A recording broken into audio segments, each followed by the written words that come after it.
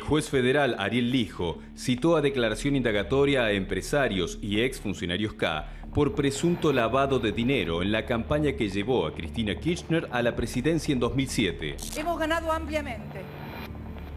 Tal vez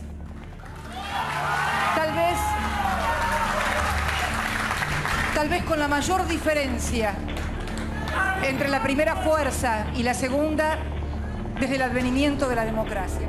Las firmas en la mira son Multifarma, Sanfor Salud y Global Pharmacy. La supuesta maniobra de lavado consistía en entregar cheques que el día del pago se cubrían con efectivo. Las empresas no tenían capacidad para aportar ese dinero, ni lo tenían asentado en sus registros contables. Lorenzo me ofrece, como nosotros hacíamos auditorías online, hacer lo mismo para su droguería. Me llama un día su secretaria y me dice que le hacen falta que le prestemos algunos cheques porque está pasando una situación económica complicada. A las empresas se les imputa haber aportado 886.000 pesos que no pudieron justificar. Por Sanfor Salud fue citada Soledad Bellone, viuda de Sebastián Forza, uno de los asesinados en el triple crimen de General Rodríguez. También citaron a Néstor Lorenzo por Multifarma y a Gabriel Brito de Global Pharmacy. Ahí me entero, digamos, que esos 4 cheques fueron a la campaña electoral. Esto está vinculado al narcotráfico, al lavado de plata que no sabemos de dónde viene. Lijo también llamó a indagatoria a Sebastián Gramajo, ex gerente de la ANSES,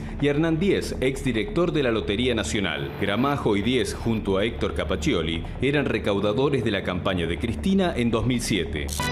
¿Sabés lo que es tener una Argentina que crece todos los días un poquito? Sí sabes, porque la hacemos juntos.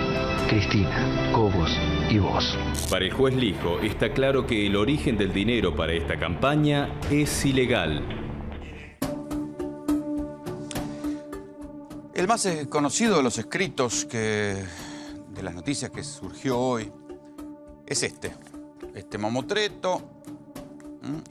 Es el dictamen de la jueza Palmaghini, solicitando, excusándose, lavándose las manos, como ustedes quieran decirlo, según el tecnicismo judicial o no, en la causa Nisman. Pero recién el informe les hablaba de este otro escrito, ¿sí?, que es igual o más preocupante para Cristina Fernández de Kirchner y para quienes participaron en aquella campaña. Después uno puede discutir y decir, ¿cómo? Esto sucedió en el 2007, recién ahora, en el 2016, esto se activa. Bueno, pero ¿de qué les estoy hablando? La pregunta que uno puede hacerse a la luz del escrito del juez Ariel Lijo, ordenando procesar, o sea, llamando indagatoria para ver si va a procesar, mejor dicho, para decirlo técnicamente, a toda la gente que ustedes vieron recién en el informe, a gente que manejaba dinero de farmacéuticas y a los recaudadores de campaña de la campaña del 2007. No es cualquier año de campaña. ¿Por qué? ¿Cómo era el mecanismo del cual habla el juez Lijo? Dice, los cheques se aportaban a la campaña, pero esos cheques, respecto de esas farmacéuticas, no tenían correlación con los montos. ¿Qué quiere decir? Que las cuentas desde las cuales se cobraba ese dinero que se incorporaba a la campaña electoral eran cuentas que habitualmente no movían ese dinero. Y el dinero misteriosamente aparecía un día antes de que entrara el cheque y en efectivo, cosa que no se pudiera rastrear el origen. ¿Quién había puesto esa plata en verdad? Formalmente figuraban las farmacéuticas, pero estas farmacéuticas, ¿plata de quién estaban lavando? Y ahí vienen las preocupaciones. ¿Por qué? Porque claro, en aquel año 2007 no se sabía lo que iba a pasar después. Se sabía poco de la mafia de los medicamentos, que luego termina denunciando Graciela Ocaña, ¿sí?, y por la cual terminan presos varios sindicalistas y procesados varios farmacéuticos. Pero también se sabía poco de algo que hasta el día de hoy está generando conmociones, y es la efedrina. Esa plata era plata de la efedrina que se metía a través de los laboratorios y terminó en la campaña electoral de Cristina Fernández de Kirchner. Esa es la pregunta maldita. Pero hasta que eso se sepa, si es que algún día se sabe, llama la atención lo que cuenta el juez Lijo en el expediente. Dice que Néstor Lorenzo, Solange Bellone, o sea, Sebastián Forza, Gabriel Brito y otros personajes ponían cheques de mucha guita en aquel momento, porque estamos hablando del 35% del total de la campaña, de la guita recaudada para la campaña electoral del Frente para la Victoria, para la campaña del 2007. O sea, el 35% es mucha plata. En aquel momento la suma era de 800.000 pesos, pero claro, hay que descontar la inflación. En cualquier caso, era el 35% del total del monto recaudado en la campaña. Y dice que en varios momentos el modus operandi era el mismo. ¿Sí? Entonces, por ejemplo, había un aporte de, digamos, 314.000 pesos. ¿Sí? La cuenta estaba en descubierto. Tenía un descubierto de 4.757,18 pesos. Sin embargo, el día anterior a que se cobraran los 310.000 pesos que se habían comprometido por el cheque en el aporte a la campaña, aparecían depositados en efectivo, no se sabe por quién, 314.000 pesos. Lo mismo pasó con Solange Bellone. Había 4 cheques, ¿sí? Cada uno de 50.000 pesos. Y cada vez que iban a cobrarse uno de esos cheques, aparecía la plata en efectivo. Por esto es que el juez Lijo, en un dictamen, porque solicitó al cuerpo de auditores de la Corte Suprema que analizaran todo esto, y en todos los casos el cuerpo de auditores dijo, muchachos, no hay manera de saber de dónde venía la plata de la campaña electoral. Esto en cuanto a los que pusieron la plata, pero después quiénes eran los recaudadores. Y llaman a declarar, y citan a declarar a 3 recaudadores. Héctor Capaccioli, Sebastián Gramajo y Hernán Díez. Héctor Capaccioli era un hombre que ya se había peleado con Graciela Ocaña, pero su jefe era Alberto Fernández, que entonces era el jefe de gabinete. Alberto Fernández, hay que decir que el juez Lijo no lo está citando a indagatoria. Sebastián Gramajo y Hernán Díez eran gente del riñón del kirchnerismo. Sebastián Gramajo fue electo en ese año 2007 legislador por la ciudad. Y después terminó en la ANSES. Creo que hasta hoy está trabajando en la ANSES. Hernán Díez le perdí el paradero. Pero, digo, eran gente que después fueron cobijados en otros lugares del Estado. Capaccioli no. Capaccioli fue al destierro y ahí, que terminó procesado, también terminó procesado en la mafia de los medicamentos. Pero si esto sigue hacia arriba, necesariamente va a ir hacia otros funcionarios, porque la plata de la campaña electoral no era algo que alegremente terminara en Capaccioli. Esto terminaba en toda una estructura de partido político. Hay cantidad de casos en Europa, por ejemplo, de tipos que terminan echados o sus carreras políticas terminan de grandes jetones porque no pudieron explicar de dónde sacaron la campaña electoral. O sea que esta es una causa más que va a los tribunales federales, que está prosperando en los tribunales federales y que lleva al corazón del kirchnerismo. Y después está la causa Nisman. Yo les conté la semana pasada que un fiscal, el fiscal Ricardo Sáenz, dijo: a Nisman lo mataron, esto tiene que pasar a la justicia federal. No había un solo dato nuevo, lo decía en base a lo que estaba en el expediente. Ahora se sumó nada menos que la jueza Fabiana Palmagini. A ver, la investigación de la causa estuvo a cargo de la fiscal Viviana Fein. La jueza Palmagini era quien tenía que supervisar y, de hecho, en varias oportunidades había avalado a la fiscal Fein a lo largo de todo este año, ¿sí?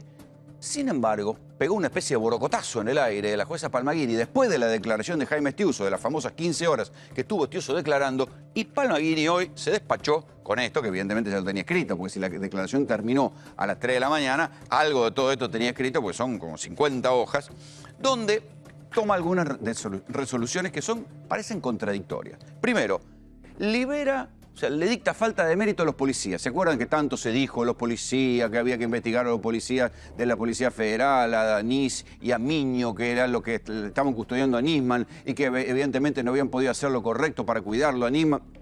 La jueza Palmagini les dicta falta de mérito, o sea que por ahora los deja de investigar salvo que aparezca algo nuevo. Con lo cual, todo se cierra, la acusación se cierra en torno a Lagomarsino, que es el único que queda ahí en pie.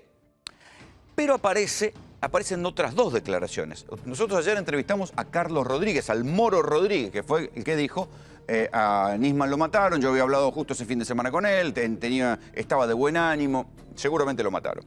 Y Antonio Estiuso, el famoso Jaime Estiuso, que es el que declaró 15 horas, y su declaración, por considerar que involucra a personajes del mundo de la inteligencia, después vamos a hablar de esto, quedó cerrada, ¿sí? Quedó guardada bajo 7 llaves y no trascendieron detalles. Pero después de esas 2 declaraciones, la jueza Palmagini dijo: esta causa que vaya a un juzgado federal. Los motivos ya estaban de antes, o sea que algo pasó, algo en la declaración de Estiuso pasó, que ella dijo: yo me lavo la mano, muchachos, que esto vaya a los jueces federales y acá que se arreglen. Después queda ahora si va a apelar, puede haber una apelación o no, pero todo indica que la causa va camino a los tribunales federales y esto va camino de una acusación fuerte para funcionarios del gobierno, sobre todo a partir de lo que dijo Estiuso, que dijo que había que buscar en los responsables de la muerte de Nisman a los que negociaron el memorándum con Irán. Pero ahí volvemos a lo mismo, que ya la justicia, sobre lo cual ya la justicia se había expedido.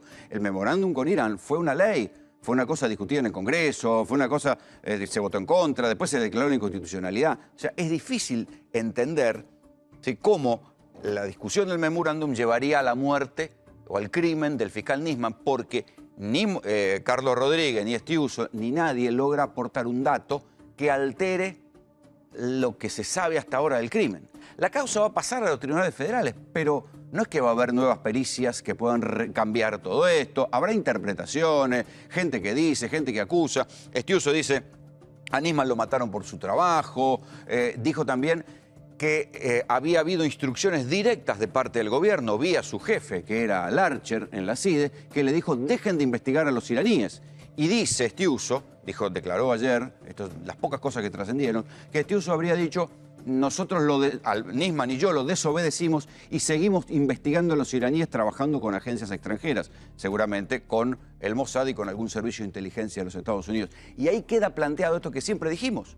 La muerte de Nisman tuvo que ver con una batalla de servicios de inteligencia. ¿Qué dice la declaración de Estiuso? Bueno, la declaración de Estiuso dice que los que tienen que haber matado a Nisman necesariamente tienen que haber sido autores nacionales, o sea, alguien nacional, pero todo esto son análisis, son opiniones.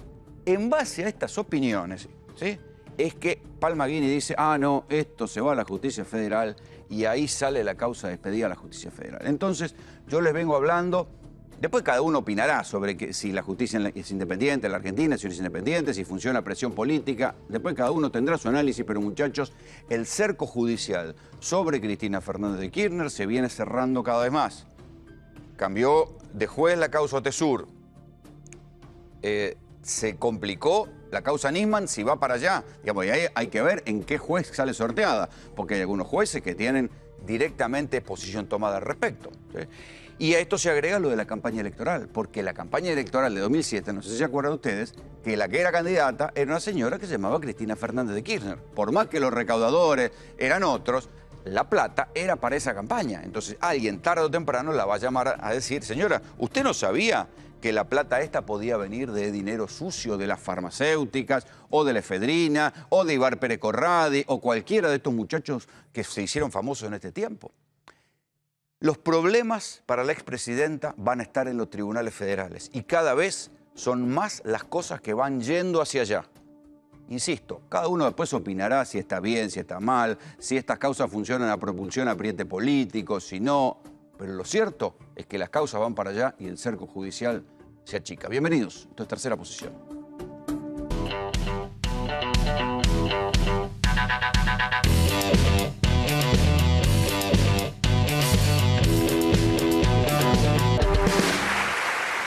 Esta es mi primera apertura de sesiones como presidente y me alegra mucho hacerlo en un contexto de optimismo como el que se vive hoy en la Argentina. La inflación ha estado alta estos meses, producto de la inercia de muchos años de inflación alta y de la transición irresponsable que vivimos. Pero estamos convencidos que la inflación va a ir bajando hacia el final del año. La principal medida para eso... Silencio, por favor. Vamos a respetar al presidente, por favor. Hay que respetar el voto democrático. Señores, hay que respetar el voto de la democracia.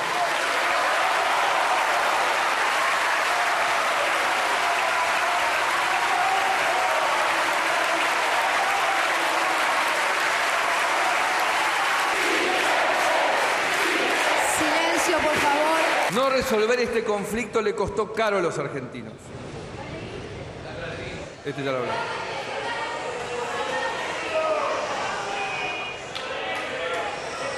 Estamos construyendo relaciones maduras y sensatas con todos los países del mundo. Muchas gracias, muchas gracias.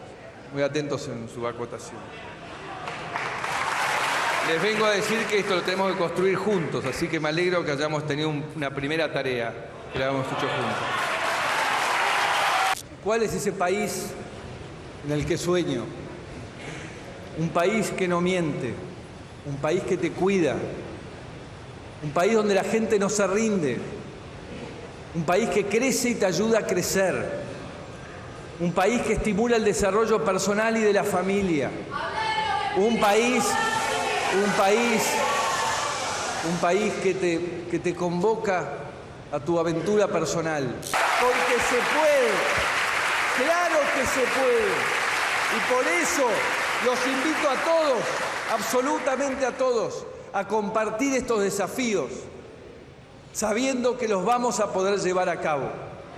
Y diciendo esto, dejo formalmente inaugurado las sesiones ordinarias del Congreso. Muchas gracias.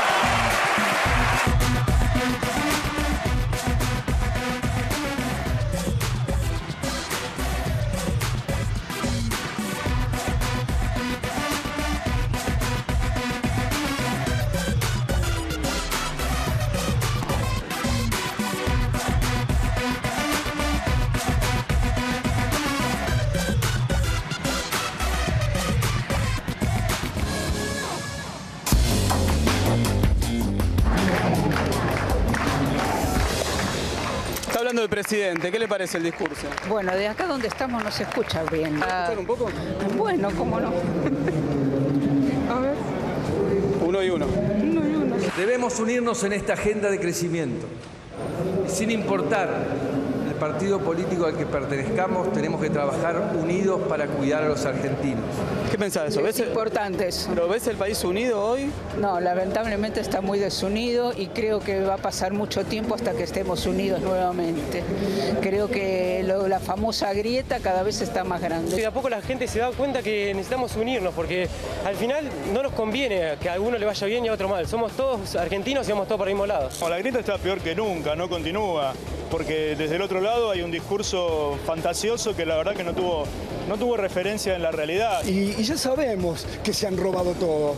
Se han choreado todo estos hijos de puta. Y le echan la culpa al gobierno, que tiene nada más que 3 meses y ya le empiezan a meter presión. Y se escuchan cosas fuertísimas por atrás, que le van a hacer un golpe, que lo van a golpear, que van a salir con armas, que el pueblo está son ustedes, así que estos son los que unos echan gente son ustedes, los que despiden, los que le meten bala a los pibes, los que le meten bala a los pibes en la villa son ustedes. El presidente acaba de llamar a la unidad del pueblo. ¿Por qué el pueblo no se puede unir? Porque no hay neutralidad y tampoco la va a haber, porque todas las personas pensamos distintos. Si vos pensás diferente a ellos y se lo decís, te dicen chorro. ¿Quién me paga a mí? ¿Me viste en algún lado? ¿Me viste a mí? ¿Me viste en algún lado? No me paga nadie a mí. ¿Me viste en algún lado? No me paga nadie. Soy docente. ¡Trabajar! Docente la palabra soy. trabajar la conocés. Soy docente, ¡laburar! ¿Sabés lo que laburar y no afanar? Soy docente. En 12 años te olvidás. ¿Sabés por qué? Porque me rompí el orto así yo en mi vida. Me rompí el orto, vos sos vago. Soy docente. Yo no. Docente vago, que no va nunca. Sí. Gente de más que no iba a laburar como vos. Tenés tipo para teñirte el pelo. Mirá qué suerte que tenés. Mirá qué suerte que tenés. Qué suerte que tenés. ¿Cuándo va a empezar el diálogo? No empezaba hoy el diálogo. ¿Cuándo empezamos a unirnos? Cuando ellos se sienten a dialogar. Nunca se sentaron a dialogar en 12 años. ¡Dame tu nombre y apellido! ¡Dame tu nombre y apellido! ¡Dame tu nombre y apellido! ¿Sabés por qué no lo das? Porque perteneciste a esto, viejo. Acá está el mío. Nombre y apellido. Mi nombre es Alberto Froilán. Que salga en todos lados, ¿verdad? Que me quieren hacer famoso. Alberto Froilán. Se te va a llenar el Facebook de solicitudes mañana. Sí, mándenme todo lo que quieran. Mándenme que yo recibo. Si lo encontraste en Facebook, ¿lo agregás? No, no tengo Facebook, no uso. Lamentablemente no lo uso. ¿Usted, chica? No lo uso.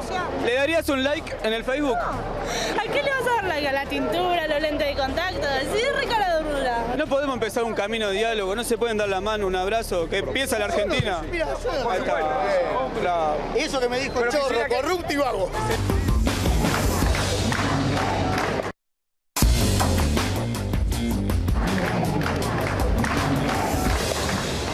En un discurso de balance, fuerte, pero un discurso de verdad. Me parece que este es un presidente que se comprometió con los ciudadanos a gobernar diciendo la verdad. Creo que nos marcó a todos un camino, ¿no? Trabajar todos juntos para construir esa Argentina donde cada uno pueda vivir su aventura personal. Creo que es un gran objetivo y una gran misión para todos. Esteban, ¿qué pensás de la gente? Acá te saludan como un rockstar. Nada. Me acerco justamente porque es la energía que necesitamos para hacer este país. ¿Pero te gusta tener ese trato tan directo ahí con la gente? Yo creo que es la manera, primero, de escucharlos y obviamente también de recibir esta energía positiva, que es la que habla el presidente que tenemos que tener. No importa el partido, adelante. Hola, Vicky. Hola. ¿Te saluda gente del PRO, de todos los partidos? Sí. ¿Pensás eso? ¿Pensás como que vamos camino a una unidad? Pienso que es necesaria la unidad. No me parece que vayamos camino a la unidad de los argentinos de la mano de un protocolo. Creo que para tener unidad hay que resolver problemas y hasta ahora no aparece la resolución de esos problemas. ¿Siente que llamó la unidad con el discurso Macri? No llamó a la unidad, convocó a la participación. El que quiera ayudar, ayude, el que no, se queda fuera. Había alguna provocación que me parece que no es la forma de pedir diálogo que él pide. ¿Fue un discurso de unidad? ¿Fue un discurso en el que...? No, yo creo que no, pero no me puedo equivocar. Pero de todas maneras, ¿qué celebro? Que la democracia exista, que haya un nuevo periodo de sesiones y que se acuerde que está el Congreso y que pare con los decretos de necesidad de urgencia. Hay que salir a generar consensos. Macri no va a generar consensos firmando DNU a diestra y siniestra. Se decía en un momento que la asunción en la oficina anticorrupción a usted se le podría complicar por el hecho de no ser abogada. ¿Cómo quedó eso? No sé, porque yo asumí... ¿Se va a poner a estudiar Derecho ahora? No es necesario ser abogado para prevenir la corrupción. Hay que tener un compromiso ético para hacerlo. Pero no también hay una ley que marca que tiene que ser abogado. No, fue modificado. Ah, la modificaron. Fue modificado un decreto simple por un decreto simple del presidente. Por un decreto se modificó la ley, entonces usted puede ser de la oficina anticorrupción. Sí, soy en este momento. Bueno, gracias. Hasta luego. Bueno, uno pensará lo que pensará, pero fue un discurso con otra agenda y desde este punto de vista fue un discurso fundacional, ¿no?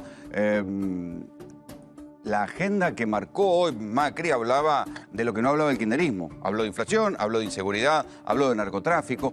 Otra agenda, otro protocolo, otro estilo, cambio de modelo, cambio de gobierno. Empezó otra era y en este caso... después las apelaciones a la unidad nacional quedan para los que le quieran creer, ¿no? Porque es paradójico este país, porque mientras Macri estaba hablando del combate contra la inflación, el dólar trepaba a 16 pesos. ¿Sí? Entonces después uno puede sacar la cuenta, decir cómo mientras se anuncia el arreglo con los bonistas que reclamaban los sectores que apoyaban a Mauricio Macri, mientras Macri está haciendo un discurso para los sectores que antes desconfiaban del modelo kirchnerista, otra vez el dólar volvió a subir, lo cual es tomado como un síntoma de desconfianza. Pero mejor vamos a empezar a analizar lo que pasó hoy en el Congreso con los invitados. Susana Dalbos, diputada nacional por el PRO. ¿Cómo viste el discurso? Lo vi como un discurso realista que por primera vez nos dicen la verdad. Por primera vez no estamos escuchando palabras dulces que nos invitan a un país de fantasía, sino que está diciendo lo que estamos viviendo, lo que hemos encontrado, dónde estamos. Y... ¿Es verdad que les dieron un pendrive con una especie de memoria ¿Sí? Se lo dieron uno a cada legislador? A cada legislador nos han dado un pendrive con lo que hasta ahora vamos conociendo, porque la verdad que todos los días vamos descubriendo nuevas cosas, pero me parece muy bueno que partir de la realidad nos permita poder solucionar los problemas, porque para poder solucionar un problema hay que reconocerlo primero. ¿Cómo era el clima en el recinto? Porque en un momento dado aparecieron carteles, riqueza 1, pobreza 0, asado a 180 pesos, no al tarifazo, libertad Milagro Sala, que lo tenían los propios legisladores. La verdad que desde el momento, yo no vengo realmente de la actividad política de toda mi vida, sino que soy empresaria, emprendedora soy. Y desde la época de la jura, es muy raro, porque cuando fue la jura, la toma de la jura nuestra, yo creo que uno debe jurar por lo más sagrado y hacer un compromiso ético, moral. Y en algún momento cuando estábamos jurando dije, yo voy a terminar jurando por mis 4 perros caniche, porque se toma tan poco en serio esto. Y las juras eran bastante poco serias. Y también hoy en el recinto yo creo que se pierde un poco el respeto a lo que significa ese recinto, en donde tenemos la obligación ciudadana de legislar. de debatir las leyes, de debatir nuestras diferencias y llegar a acuerdos que sean superadores, ¿no? Entonces, no me parece que es el momento de faltarle respeto a un presidente que no se lo deje hablar. Mariano Castelboin es economista y periodista. Se le ha criticado mucho a Cristina Fernández de Kirchner que no hablaba de algunos temas, de inseguridad, de inflación. Hoy también le pedían a Macri que hablara de los despidos. Sí, totalmente. Me parece que además del tema de los despidos, la represión también debería haber sido un tema. Otro de los temas son los grandes beneficios que le dio a los agroexportadores, a los productores industriales de insumos difundidos, al sistema financiero, a las mineras. Eso es ideológico. Él dijo, bueno, estos eran trabas que ponía el Estado. Sí, pero mientras se le dio esos beneficios a esos grupos económicos, por otra parte, pese a que está pendiente toda la agenda social, dijo que se le iba a quitar el IVA a los productos de la canasta básica, pero quedó en un anuncio. Me parece que este tipo de cuestiones, cuando hay un proceso inflacionario tan fuerte como el de los últimos meses, deberían ser tomados más en serio, y ahí sí creo que sería correspondiente un decreto de necesidad de urgencia. ¿Cuál es tu explicación de lo que está pasando con el dólar? Porque digo, era en paralelo. Mientras Macri estaba hablando, el dólar picó los 16. Bueno, evidentemente el Banco Central subestimó la situación, creyó que había más confianza y no la hay, y entonces fue bajando la tasa de interés en pesos. En el inicio de la gestión estaba en 38% a nivel anual, la bajó hasta el 30%. Evidentemente se equivocó, fue una mala decisión. Se tomaron 5.000 millones de dólares para fortalecer la reserva, pero ya se fueron 2.000 en un mes. Sí, bueno, fue una mala decisión la del manejo de la tasa de interés, la del manejo monetario. ¿Es eso o es una bicicleta? No, es porque ayudar. Puede ser una maniobra especulativa. Es beneficiar al sector financiero especulativo, por un lado, y por el otro lado son errores de política económica. No creo que el gobierno nacional vea con buenos ojos que el dólar venga subiendo diariamente en estos niveles. Me parece que el aumento de la inflación está totalmente atado al aumento de la cotización del dólar, y bueno, y en la medida en que vean que los actores económicos, que no hay control sobre la cotización del dólar, seguramente los precios van a seguir subiendo y van a ir perdiendo la credibilidad que tanto necesita este gobierno. Hugo Aime es analista político, encuestador, titular de Hugo Aime y Asociados. Hugo, ¿cómo ves estos primeros meses? ¿Es verdad, como se dice, o compartís esta idea de que Macri perdió un poco de imagen positiva? ¿La podrá recuperar con el discurso? Mira, el tema es así. Voy a retomar las cosas con las que empezó el presidente, ¿no? Cristina deja el país con deudas. Quiere decir, no resuelve la inseguridad, no resuelve la inflación, no resuelve el problema del empleo formal, y nos deja una Argentina donde el 20% de los argentinos viven de planes sociales. Eso necesita una reparación de que la Argentina crezca para poder ser resuelto. Ahí empieza el gobierno de Mauricio Macri. Y empieza con una muy fuerte expectativa en el mes de diciembre. En diciembre Macri tenía un nivel de aprobación de 63 puntos de aprobación de gestión y en términos personales de 75 puntos positivos. Medido a 2 meses, yo te diría, bajo 9 puntos. O sea, hoy para nosotros tienes, en el último estudio nacional, terminamos de 3 días, tiene 54 puntos de aprobación y 65 puntos de imagen positiva. ¿Qué es lo que la gente ve positivo? La lucha contra la corrupción, narcotráfico y la negociación con los fondos buitres. La política económica está reprobada, la política contra la inflación está reprobada, todas las políticas sociales están reprobadas. Quiere decir... Sí, pero está hablando, están aprobando políticas de largo o de mediano plazo. Sí, exactamente. Entonces, ¿cuál es la dramática para mí de Macri? ¿No? Estamos viendo, vos estabas hablando del tema de inflación, el tema de corrupción. El tema de corrupción le va a dar un aire, sobre todo en los sectores medios. Ahora, en este momento, en el conurbano bonaerense, el balance de gestión de Macri es negativo. Tiene 49 negativo, 40 positivo. Este es su desafío. Es decir, él tiene un electorado, una base de electorado de 30 puntos, igual que era la base que tenía el kirchnerismo, que es lo que él saca en primera vuelta, y su desafío... Que son los que eran súper antikirchneristas antes. Claro. Entonces, su desafío, me parece, es como... conquistar el otro lado. Claro. Entonces, es decir, un discurso no resuelve nada. Porque vos fíjate, hoy él dice... la inflación va a bajar a fin de año. Y la pregunta que yo hago, que le va a preguntar la gente, ¿y en el medio qué? En el medio no sé, pero mientras tanto escuchamos más frases de Macri hoy. tenemos que recordar lo que nos enseñaron nuestros padres y abuelos, que es la cultura del trabajo. No nos podemos sentar a esperar que alguien resuelva nuestros problemas. Nosotros con nuestro esfuerzo lo vamos a hacer. La Argentina es un país próspero para los narcotraficantes. Entre la incompetencia y los traumas ideológicos, casi todas las políticas de seguridad de los últimos años han sido un fracaso. La inflación existe porque el gobierno anterior la promovió, ya que creía que era una herramienta válida de la política económica. Encontramos un Estado plagado de clientelismo, de despilfarro y corrupción. Un Estado que se puso al servicio de la militancia política y que destruyó el valor de la carrera pública. La corrupción no debe ni puede quedar impune. Debemos darle todas las herramientas al Poder Judicial para que trabaje en forma independiente, pero con tiempos veloces. Restablecimos relaciones con los Estados Unidos, Francia, Italia, Inglaterra, Alemania e Israel. También fortaleceremos la Oficina Anticorrupción que encontramos desmantelada. Estas transformaciones, estas grandes transformaciones, se llevan a cabo dando pequeños pasos todos los días. Pero la buena noticia que tengo para darles es que ya empezamos a dar esos pequeños pasos. Porque se puede.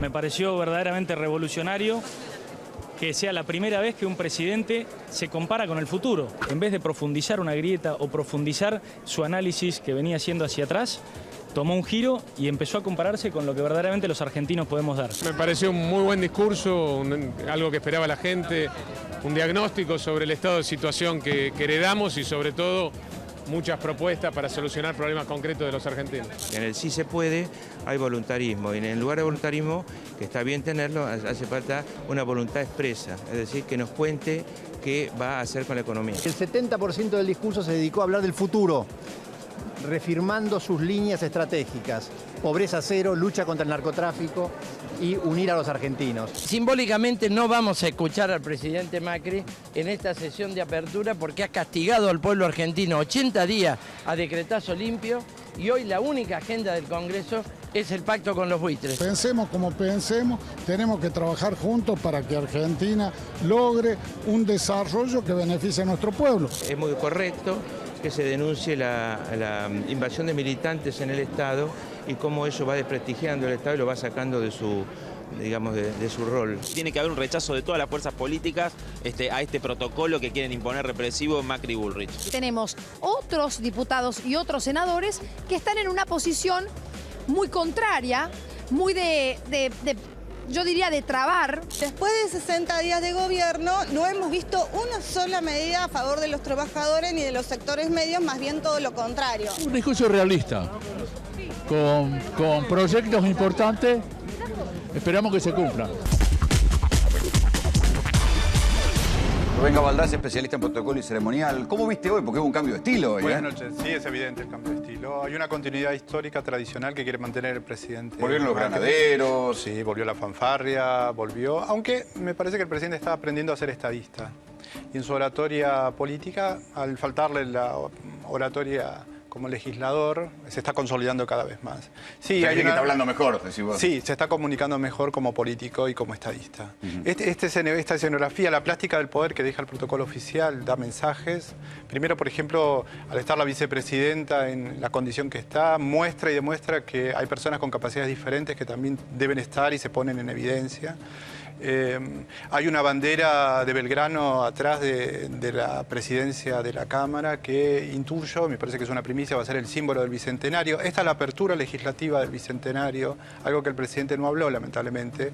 Pues una mención por ahí. Pero estamos, sí, pero menor, estamos imbuidos en otros temas y por ahí pasa desapercibido que a 200 años de nación sigamos de la todavía... independencia, nada menos. De la independencia. Estemos peleando entre argentinos por diferentes puntos de vista. Pero el protocolo, la plástica del poder está de manifiesto. Lo vio el presidente vestido un poco anticuado, me hubiese gustado que tenga la escarapela nacional. Son situaciones que hacen a mi profesión. Y ¿debería haber llevado escarapela? Es un mensaje porque se enseña también de esa manera a los niños, ¿no? Ahora que estamos queriendo tener generaciones que sientan a la patria, la viva, la lleva a todos lados, el presidente es el primero que debe tener el símbolo patrio el distintivo patrio en su corazón, cerca de su corazón. Es un detalle. ¿El hecho de que sacaran los militantes los palcos? Bueno, sí, se vio palco con otras caras, un poco desalineado en algunos aspectos, pero me parece que el presidente o la presidencia está tomando recaudos en esta nueva forma de comunicar. El pendrive, por ejemplo, era una antigua tradición, el hecho de entregar el texto.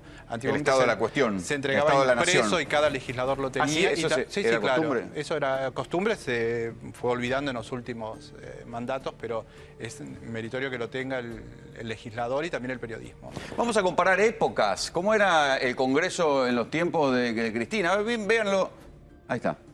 ¿Sí? Estos eran los palcos... Sí, los palcos militantes de los tiempos de Cristina, ¿no? Con mayor cotillón.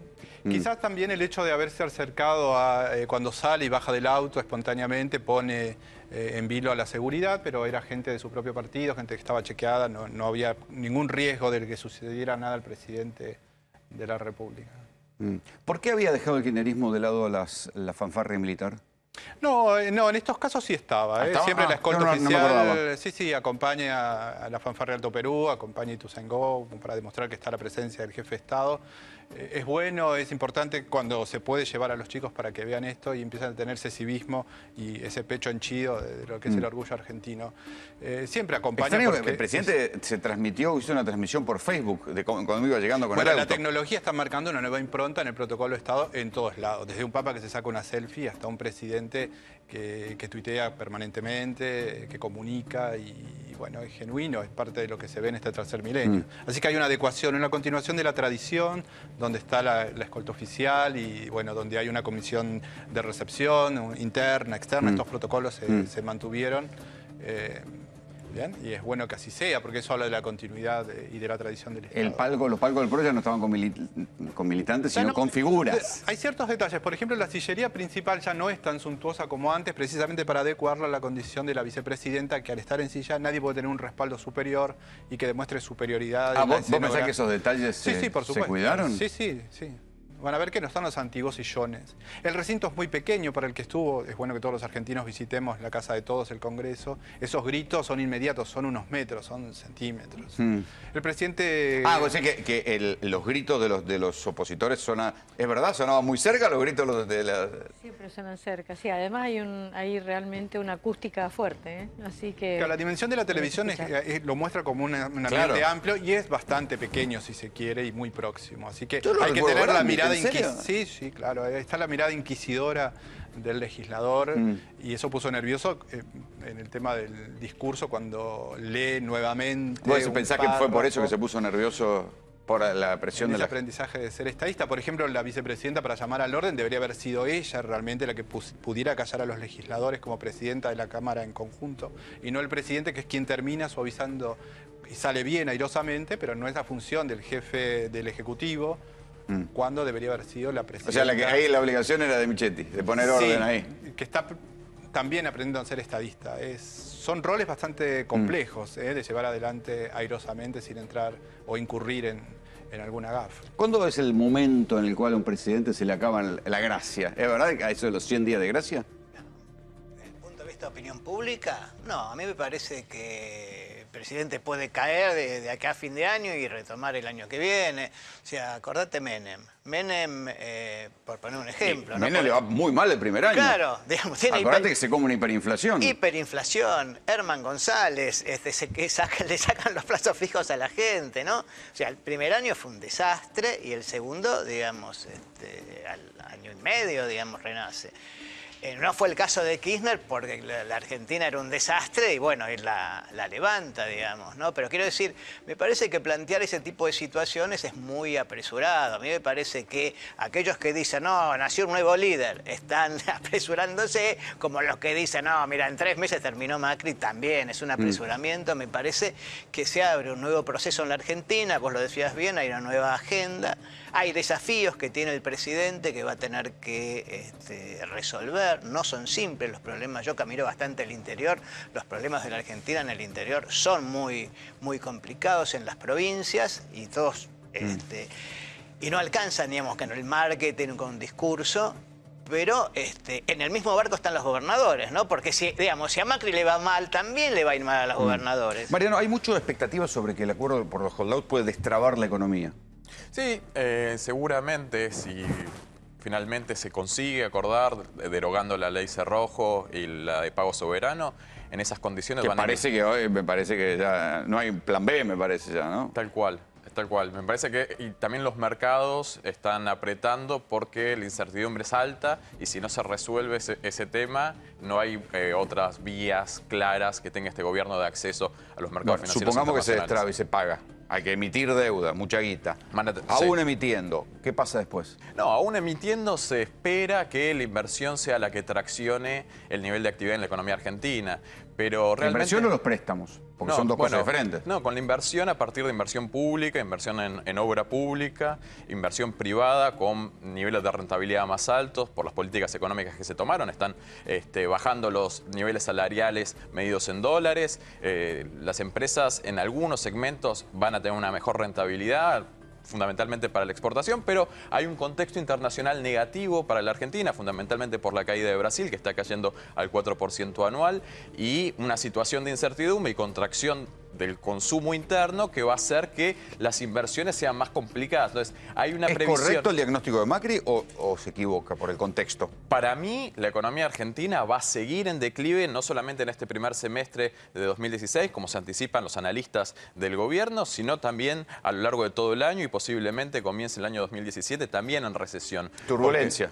Y sí, la caída del consumo es muy fuerte y la paritaria entre el 20 y el 25%, como se está tratando de llegar, no va a permitir la recuperación del poder adquisitivo de la población, y la Argentina en los últimos años creció fundamentalmente traccionada por el consumo interno, por el consumo de las familias. Y con estos aumentos de precios...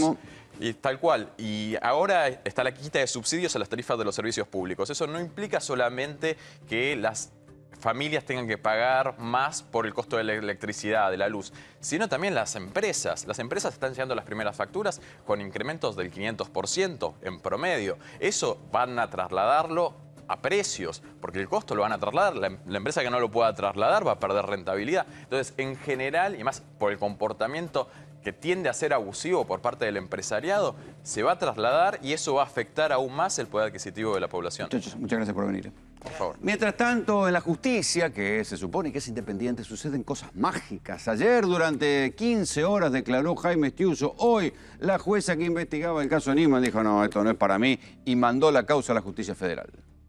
¿De qué maneja la CIA? La maneja, entre otras cosas, un señor que debería ser el hombre más público de la Argentina, al cual todo el mundo le tiene miedo. Un personaje siniestro que lo que ha intentado es por todos los medios perjudicar y ponerle palos al gobierno en la rueda cada vez que ha podido. Respecto al tema del señor Estiuso, comparto las declaraciones que ha hecho recientemente el doctor Aníbal Fernández como secretario general de la Presidencia. Separar del cargo al director de la Secretaría de Inteligencia, Jaime Estiuso, Antonio Estiuso, como se llame. Cuando se lo menciona en una reunión, todo el mundo dice, no, cuidado, no te metas con ese tipo. No te metas porque es un tipo peligroso. Te puede mandar a matar, te puede meter situaciones muy complicadas, te puede armar operaciones, como habitualmente se dice. Jaime Estiuso, para que vos te des una idea, hasta la muerte de Alberto Nisman era un tipo que los políticos no nombraban jamás en público.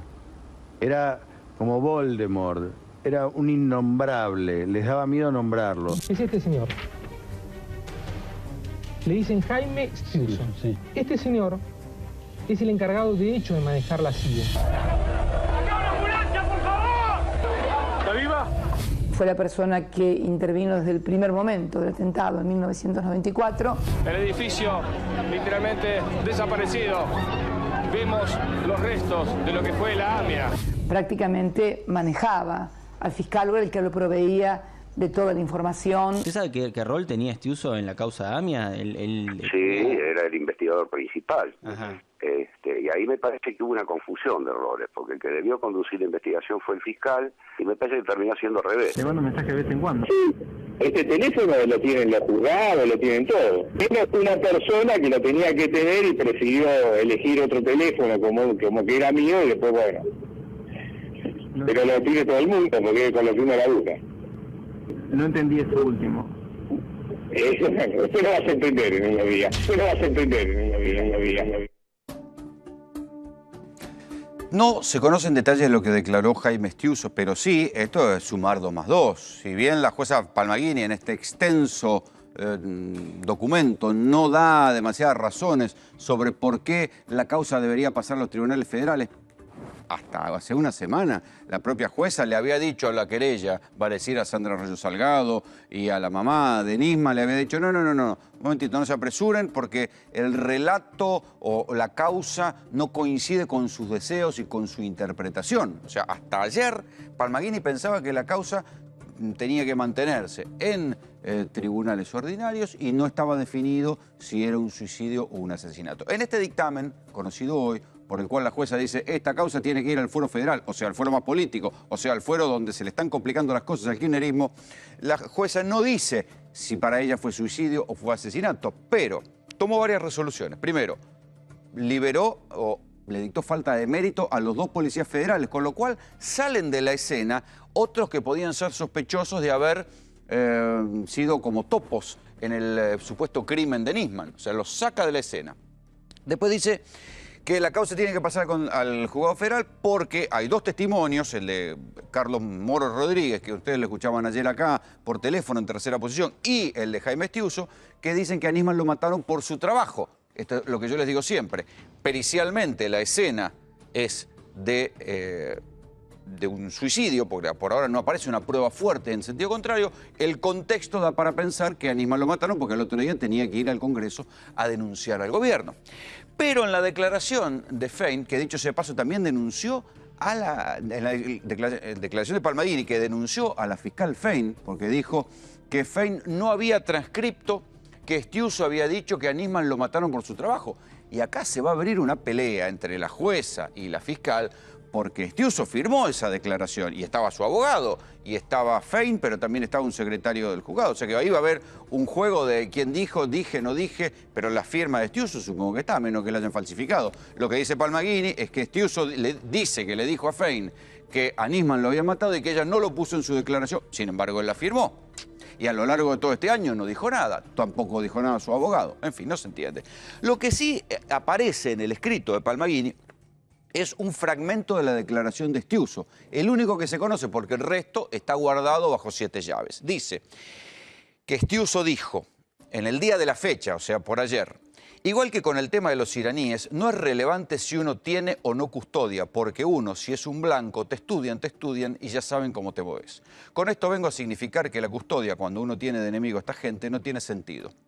Yo respondí que la muerte estaba íntimamente vinculada al trabajo que estaba realizando Nisman. En esa oportunidad expresó, al ser interrogado sobre si relacionaba la muerte de Nisman con su rol funcional, y Estiuso respondió que sí, y que no había quedado asentada la respuesta. Esto es para la discusión con la fiscal Fein. Está aquí con nosotros Rubén Martín, perito balístico, con quien a lo largo de todo este año hemos discutido, y vos me insistías con que era un crimen, yo te decía, mira que las pruebas no están, y hemos discutido y seguiremos discutiendo. Pero las pruebas hay que decir que un fiscal te dio la razón, que es el fiscal Ricardo Sáenz, y apuesta que la causa vaya federal, pero el fiscal Sáenz sí cree que es un homicidio, y la jueza Palmagini dijo, muchacho, esto no es para mí. Quiero aclarar que en caso de ser rechazada la interposición que había hecho el fiscal de Cámara, Ricardo Sáenz, yo ya tenía preparado directamente presentarme directamente al juzgado de Palmagini, el 25, y presentar que era la última bala que me quedaba, que nunca la mencioné, la deslicé, pero en realidad este crimen se hubiese demostrado que era un asesinato en 4 horas reloj. Había que comprar un simulador de personas como el que se utiliza en accidentes automovilísticos, simular las posiciones que la parte que favorecía, para ser exactos, Luis Olavarría, cuando planteó la posición de las manos, era muy sencillo. En 4 horas, un día de trabajo, esto se aclaraba que era un homicidio. Acá lo que... Pero ahora es una pericia que podrá hacer la justicia federal. Yo creo que ya, en realidad, Palmagini este escrito ya lo tenía preparado en la gatera, listo para salir. Porque si no, no puede escribir todo esto. Si dejó de laburar a las 3 de la mañana... Yo ayer hice tribunales. A mí se me echó de tribunales. Yo estaba en el 6º piso, Palmagini está en el 5º. ¿Cuándo te echaron? Y alrededor de las 11 de la mañana ya daban pista todos los que estaban entre el 4º y el 6º. Yo estaba en el 6º, Palmagini está en el 5º, entre el 4º y el 6º sacaron a todos. o removieron a los que son no personal estable, personal secretario, prosecretario, personal de cargo. En realidad, esto fue un magnicidio desde el principio. Si no hubiese ganado quien ganó, esta causa dormía el sueño de los justos. No, a ver, en este momento ahora se van a empezar a tirar la pelota entre Palmagini y Fein. Sin olvidar, y todo el mundo se olvida, que todas las acciones fueron avaladas. Las acciones de Fein fueron avaladas por Palmagini. Las acciones de Palmagini fueron avaladas por Cámara. Entonces ya estamos hablando que de movida, esto de tratarse de un encubrimiento, y todo apunta a un encubrimiento. Todo apunta desde el principio. Yo te lo dije a vos personalmente hace más de un año atrás. Normalmente en una escena de homicidio común y silvestre entran 4 personas. Acá llegó hasta una brigada de explosivos. Bueno, pero porque ellos consideraban que la escena era el baño. No, la escena es todo el departamento. La verdad de la milanesa es que es así, o sea, cuando vos llegás a una escena de un crimen, es todo, desde que traspasaste la puerta en adelante, es la escena del hecho. Quiero hablar un poco con Gustavo Vera, titular de la Fundación La Alameda, que fue quien a lo largo de este año presentó varias denuncias contra Jaime Estiuso. Ahora se cambió la bocha, cambió el gobierno, cambió la bocha, ahora Estiuso está protegido.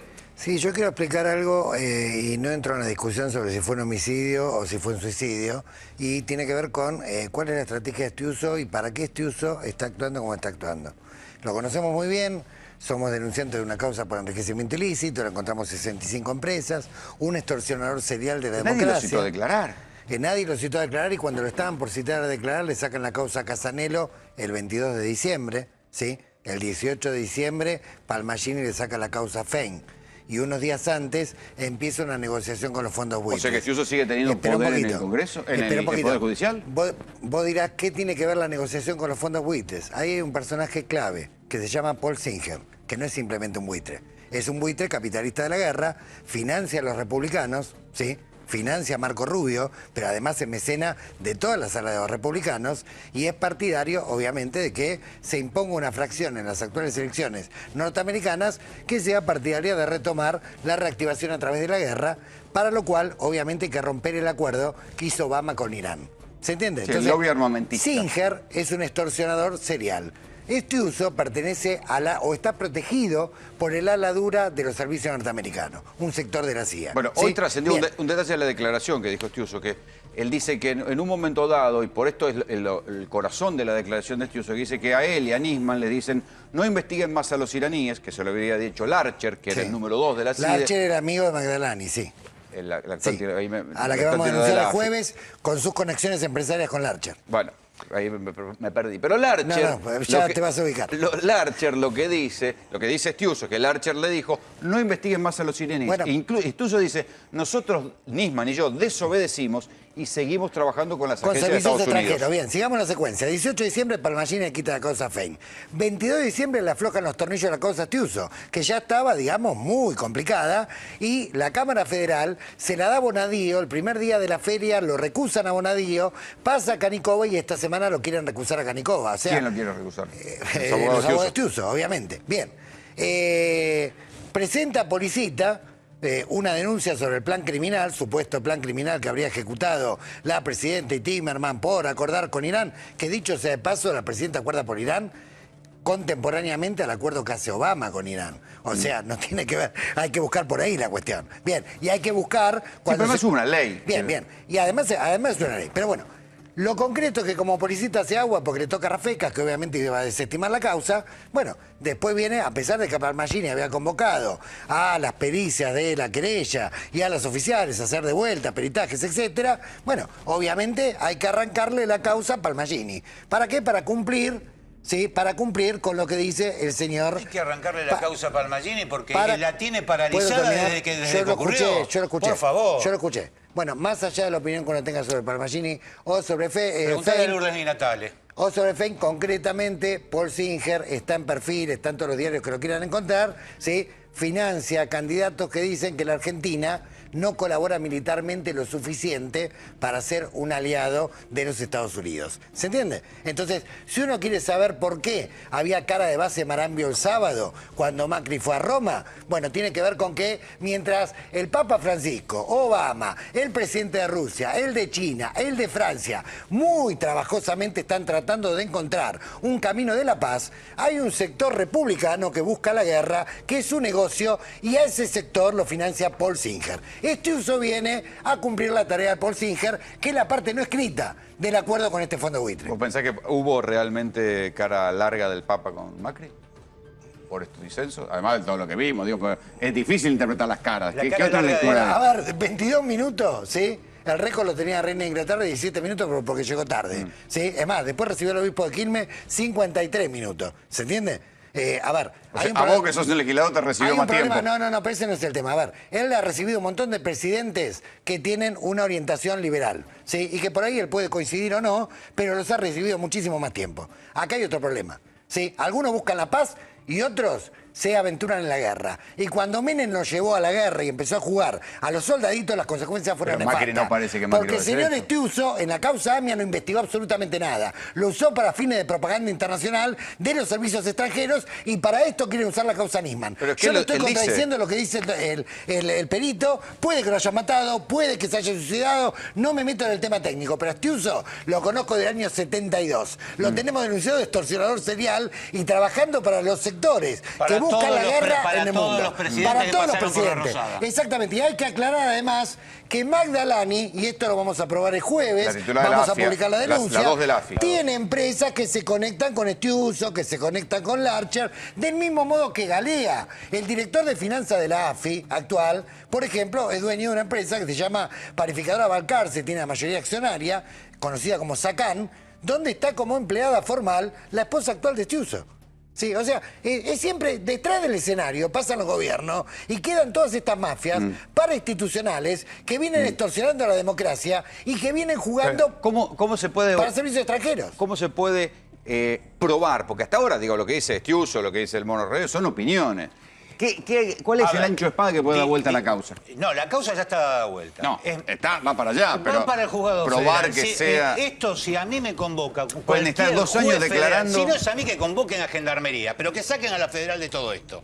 Porque, a ver, Bernie, la federal, FEN y todos los que estuvieron desde el primer momento son los primeros, son los primarios en la investigación. La hicieron mierda. El lugar del hecho lo hicieron mierda. Ahora hay que reconstruir... Bueno, eso... Hay que decir que Palmaguini dice algo de eso hoy en la causa. Una vez vos me preguntaste por qué los peritos de parte por la doctora Sandra Arroyo Salgado no saltaron. Pues muy sencillo, iban a tirar una nulidad, volvemos a cero. Con una nulidad en el medio. Entonces siguieron adelante con las piezas que se tenía. Una mano que no tenía ningún residuo de la detonación del arma, él no tiró.